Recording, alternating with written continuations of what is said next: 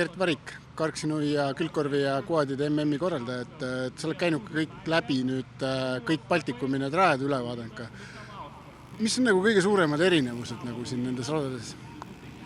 Eks pinnas on üldiselt neil ühesugune, väidi on ka neid erinevusi, mõni on rohkem kivine ja nii edasi. Siin on nagu Leedus on pinnase poolest tundub nagu üliluks, lihtsalt on rohkem, vähe väiksem on see rada ja võib-olla rohkem mõeldud soolodele. Et Läti on äge, siuke mägine, sõitjatel kindlasti äge mäest alla pidurdusmaad ja eks ma pean ikkagi ütlema, et Nuia on ka ju äge, suured mäed, hüpped, kõik on äge. Palju see annab nagu eelist sellele, et need rajad on nagu sellised nagu Eesti omad ja nii-öelda lõunamaade sõitjatele, et Kevin Saarel on ka itaaliases konkurent, kellele sellised rajad ei sobi, et kas see on nagu hea nagu meile?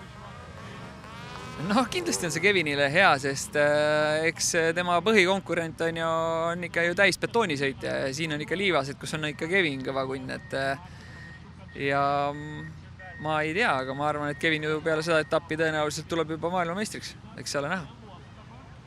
Mis tundega selle maailmameistri tiitli vastu võtad, et praegusel hetkel oled olnud sina Eesti parim mootorisportlane saavutanud MM-il teise koha?